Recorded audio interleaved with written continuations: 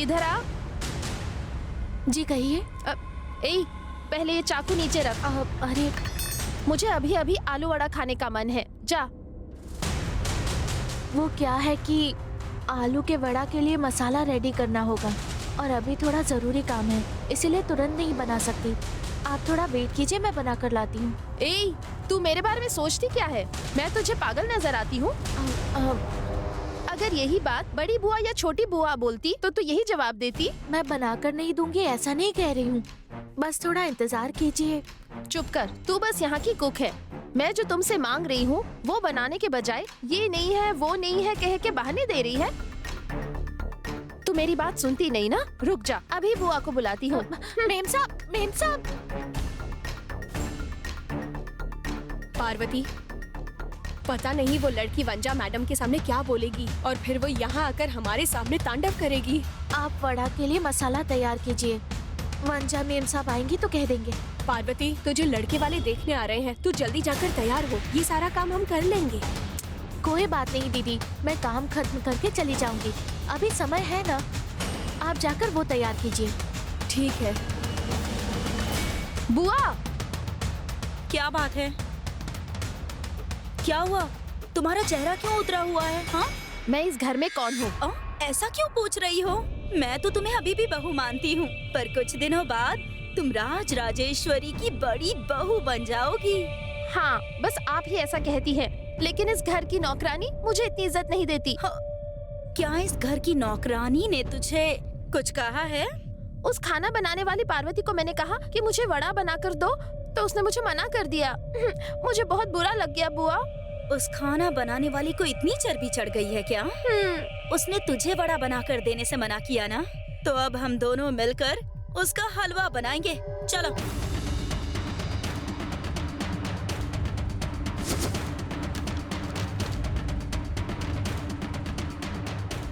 दीदी, मैं भी इस घर की बहू ही हूँ ना?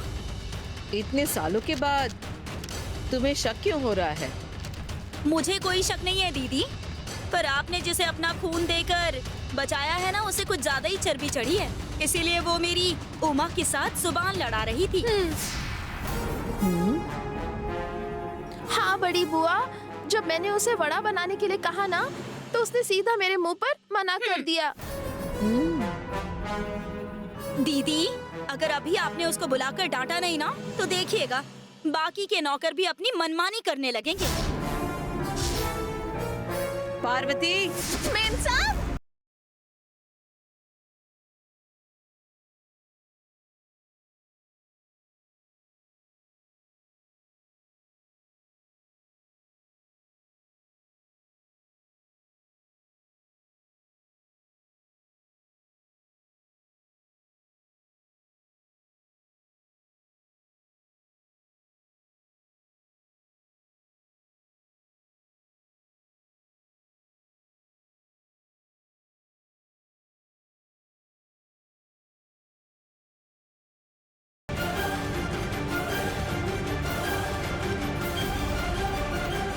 टाइम क्या हो रहा है देखा है?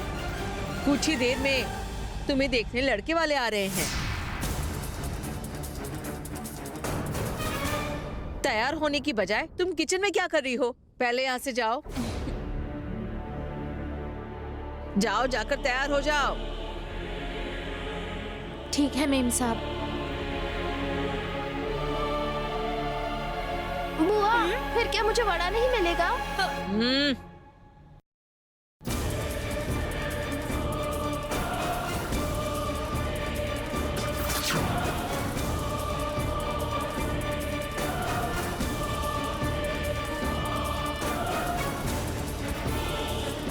इस घर की बहू बने 22 साल हो गए तुम्हें, लेकिन किससे कैसा बर्ताव करना है अब तक नहीं सीखी।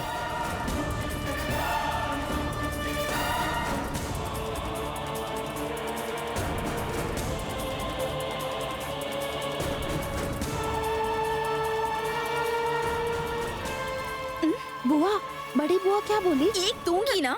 ये जाना जरूरी है क्या? खुद तो बड़े जैसी होते जा रही है और ज्यादा बड़ा खाना है क्या तुझे? चल निकल यहाँ से मोटी।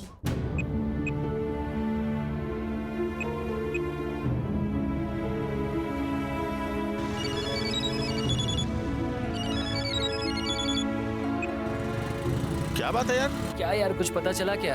इंक्वायरी करके अभी आ ही रहा हूँ। तो बता, रघु कैसा आदमी है? कैरेक्टर अच्छा है ना उसका?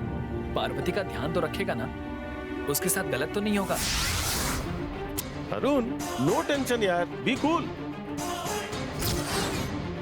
रघु जहाँ रहता है उसके आसपास चाय की दुकान, लॉन्ड्री, सब्जी की दुकान, बार्बर शॉप, इतना ही नहीं, उस एरिया में रहने वाले 4-5 लोगों से मैंने पूछताछ करके भी देख लिया।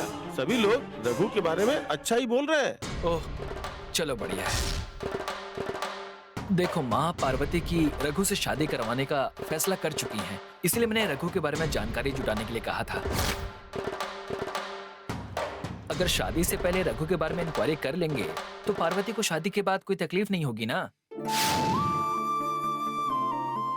एनीवे यार, मुझे इन्फॉर्मेशन देने के लिए थैंक यू सो मच। मैं बाद में बात करता हूँ, बाय। बाय यार।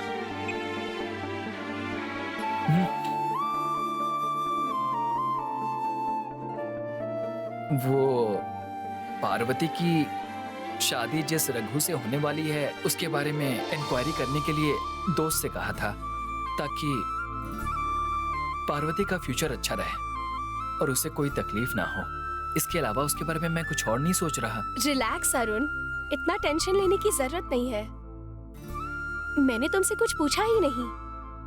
तुम जो कर रहे हो वो पार्वती के लिए प्यार नहीं, जिम्मेदारी है, ये मैं समझ गई। मेरे प्रति तुम्हारे दिल में जो नफरत है उस वजह से सगाई को तोड़ने के लिए तुमने पार्वती का नाम लेकर नाटक किया ना?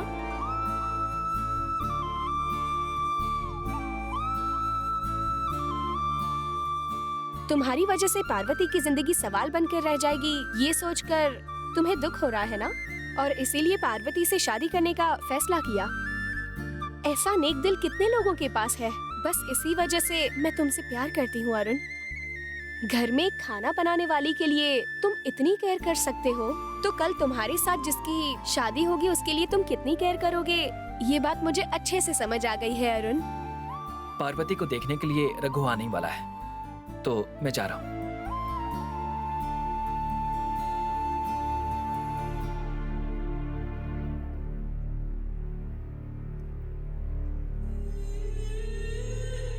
अगर मैं अभी गुस्सा करूंगी तो मेरे प्रति जो तुम्हारी नफरत है वो बढ़ जाएगी। बस इसीलिए पार्वती के प्रति मेरे मन में जो गुस्सा है वो छुपा रही हूँ। तुमसे शादी करने के बाद सबसे पहले उस पार्वती को इस घर से निकालूंगी।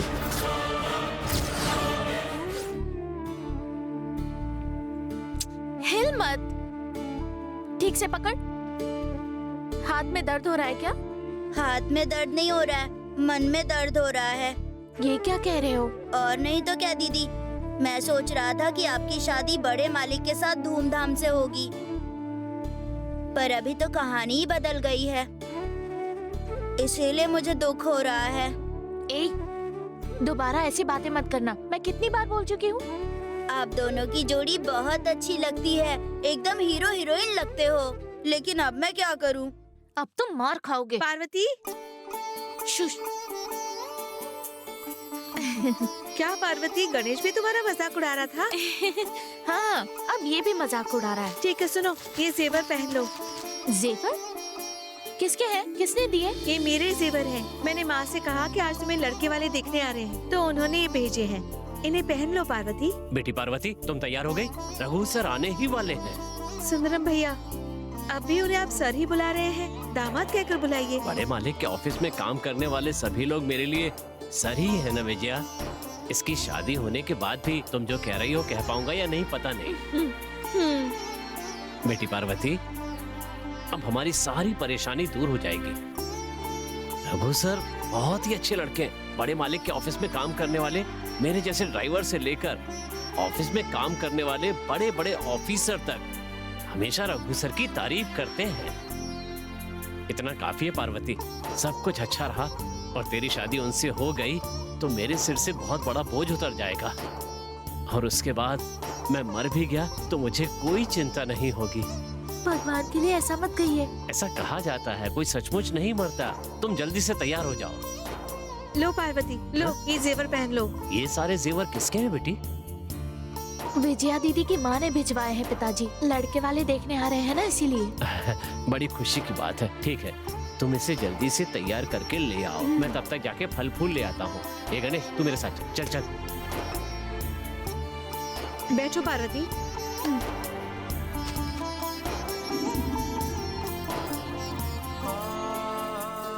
पार्वती, कुछ ही दिनों में तुम हम सबको छोड़कर चली जाओगी। ये क्या कह रही है? मैं आपको छोड़कर भला क्यों जाऊंगी दीदी?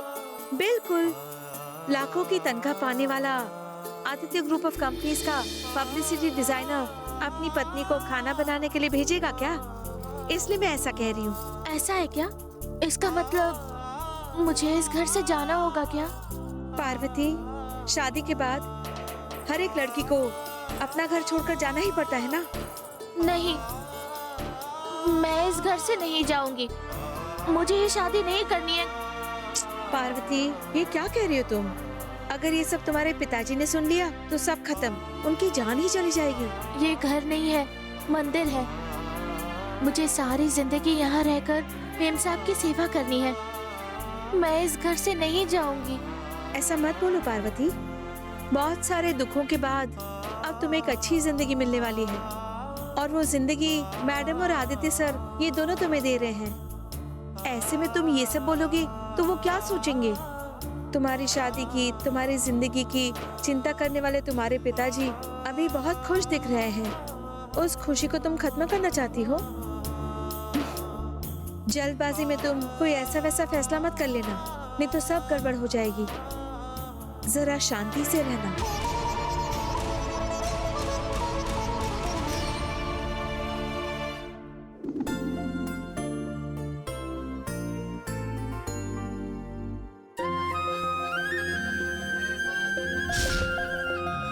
रघु का दिया हुआ तोहफा हो तुम।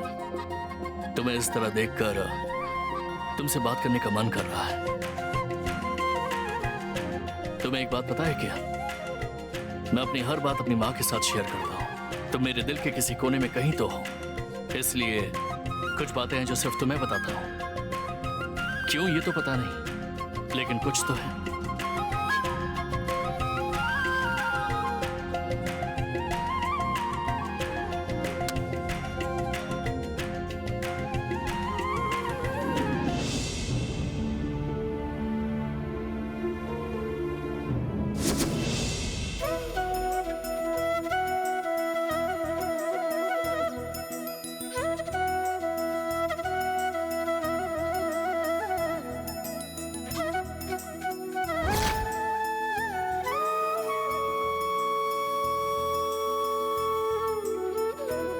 नमस्ते मालकिन। नमस्ते सुंदर। नमस्ते मालिक। सुंदरम के चेहरे पर खुशी देख रहे हैं आप? हाँ मालकिन, मेरा मन खुशी से भरा हुआ है। आप स्वयं मेरी बेटी की शादी करवा रही हैं। इस सौभाग्य के लिए मेरी बेटी पार्वती ने पिछले जन्म में न जाने कितने पुण्य किए होंगे। मेरे लिए तो ये खुशी की बात है ना मालकिन। ये काफी नहीं है सुंदरम, पार्वती की शादी ग्रैंड होनी चाहिए, जिसे देखकर आप और गणेश बिल्कुल खुश हो जाएं। सही कहा ना? ठीक है। हाँ हाँ, बिना 1 रुपए भी खर्च किए बेटी की शादी हो रही है। ये खुशी सुंदरम अभी से एंजॉय कर रहा है। वंजा, क्या हुआ? मैंने कुछ गलत तो नहीं कहा दीदी? सच ही तो बोल रही हूँ। हाय माँ, हाय पापा। आओ आदि। आओ आदि। रघु को फोन किया क्या? वो निकल गया है ना? वो बहुत पंक्चुअल है पापा, करेक्ट टाइम पर आ जाएगा।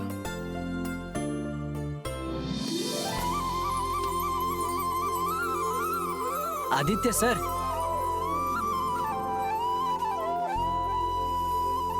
आ जाओ रघु।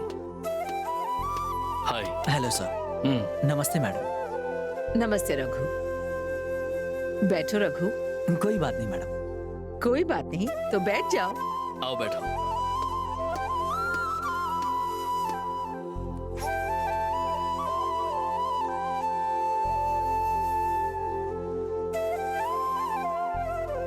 हमें तुम्हारे बारे में आदित्य ने सब बता दिया है। तुम्हारा कोई नहीं है ऐसा कभी मत सोचना, क्योंकि हम सब है तुम्हारे साथ। Thank you madam. अभी तक मैं सोचता था कि मैं बहुत ही बदनसीब हूँ मैडम। आपको देखने और आपकी बातें सुनने के बाद मुझे लगता है कि मैं बहुत भाग्यशाली हूँ। सुंदरम, मालिक, रघु से अगर कुछ पूछताछ करनी हो तो तुम पूछताछ कर सकते हो। मेरा मन तो खुशी से भरा हुआ है मालिक। मुझे कुछ नहीं पूछना है। वाह वाह। और सिर्फ इतना ही नहीं, जब मेरी बेटी की शादी खुद मालकिन करवा रही है तो मेरे पास बात करने के लिए क्या बचता है? अरे सुंदरम, अब पार्वती की जिंदगी में कोई कमी नहीं रहेगी। रघु हमारी ही कंपनी में भैया के साथ काम करता है, तो पक्का ये पार्वती को खुश रखेगा। सुंदरम, मालकिन। जाओ पार्वती को लेकर आओ। ठीक है मालकिन।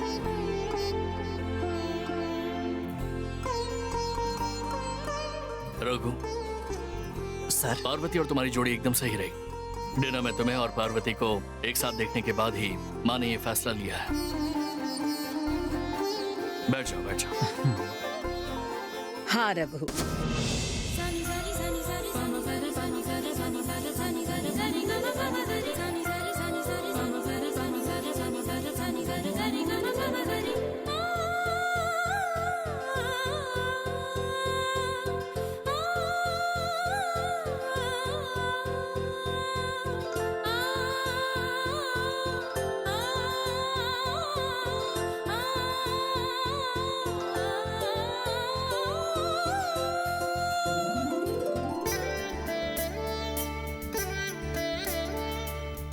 पार्वती, हाँ? इनके पैर छूकर आशीर्वाद लो। ठीक है पिताजी।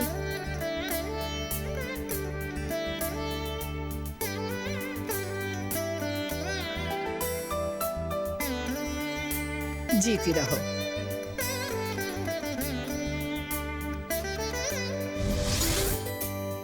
उठो पार्वती।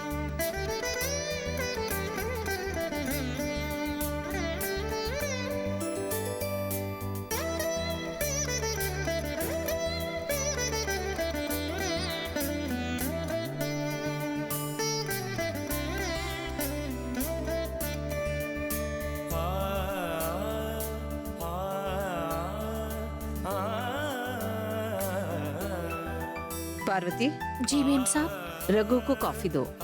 ठीक है।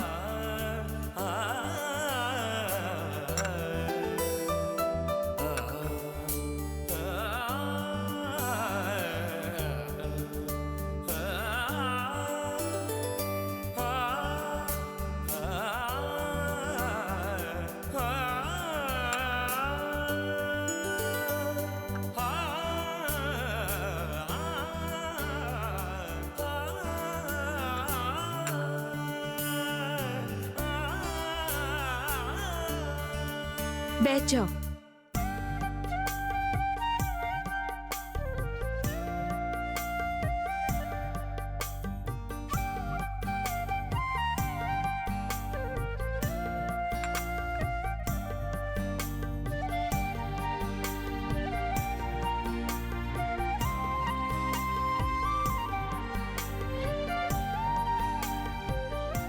सर झुकाकर बैठी ही रहोगी क्या? थोड़ा सिर उठाकर देख भी लो। राज राजेश्वरी दीदी, आदित्य, इन सब का सिलेक्शन कैसा है बताओ तो सही।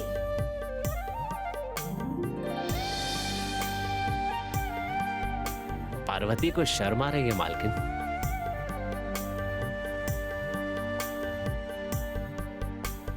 रघु, पार्वती तुम्हें पसंद आई? पसंद आई madam. Good.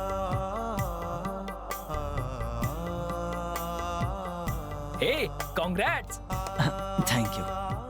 Congratulations Raghu. Thank you sir. बैठ जाओ प्लीज।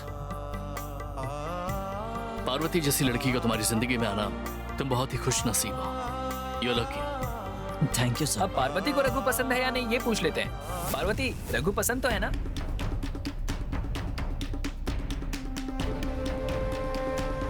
नापसंद करने की कोई वजह नहीं है, और पसंद है ये कहने की हिम्मत नहीं है। शर्म के मारे वो कुछ बोल ही नहीं पा रही, इसलिए सर झुकाकर बैठी है।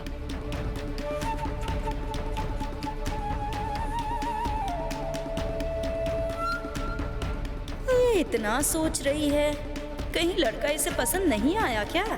खेल देखते हैं। क्या हुआ पार्वती? सब लोग पूछ रहे हैं ना? पसंद है तो मैं सर हिलाओ और पसंद नहीं है तो मैं सर हिलाओ। हाँ या ना क्या है ये बता तो दो। अगर ऐसे शांत बैठी रहोगी तो हमें पता कैसे चलेगा?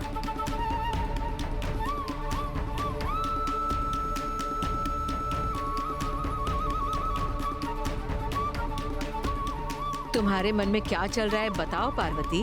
भले रिश्ता मैंने पसंद किया है, पर तुम क्या सोचती हो जरूरी है?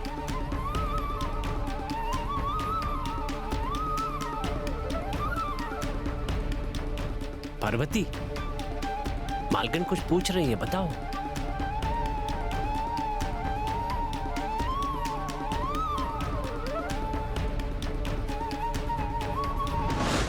पार्वती, शादी होने के बाद हर लड़की को घर छोड़कर जाना ही पड़ता है ना?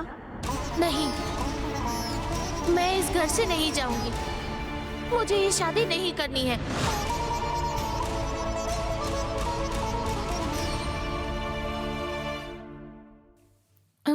मेम साहब। बोलो पार्वती। मुझे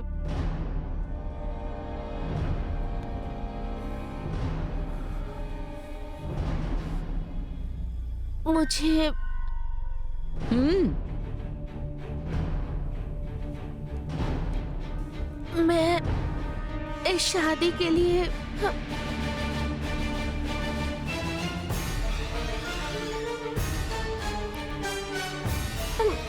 तैयार नहीं हूँ।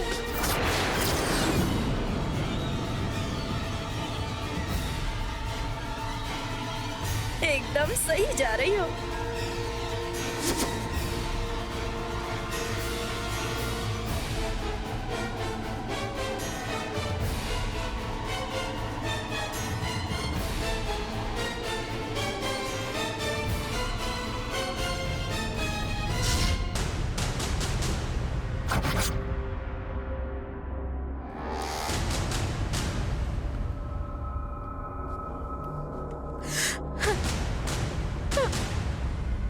मैं आप लोगों के सामने हाथ जोड़कर विनती करती हूँ,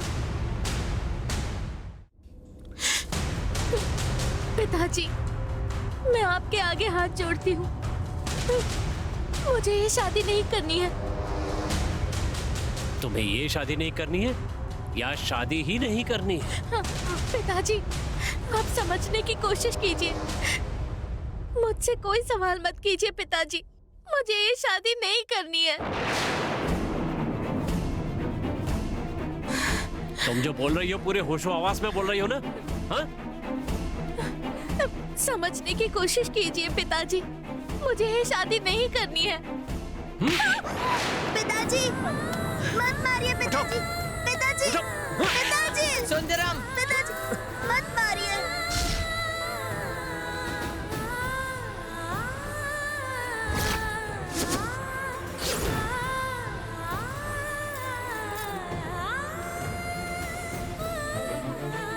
मैं जानता हूँ जवान लड़की पर हाथ उठाना गलत है, लेकिन ऐसी लड़की को तो अगर काट कर टुकड़े टुकड़े कर दे तब भी गलत नहीं है।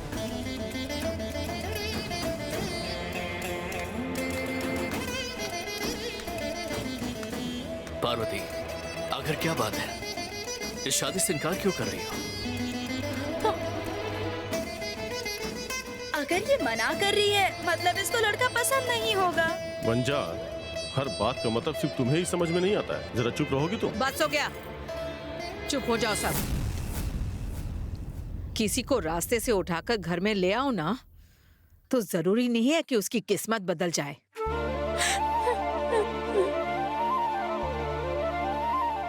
अब तो मुझे ऐसा लग रहा है कि मैंने इसे खून देकर इसकी जान बचाकर गलती कर दी।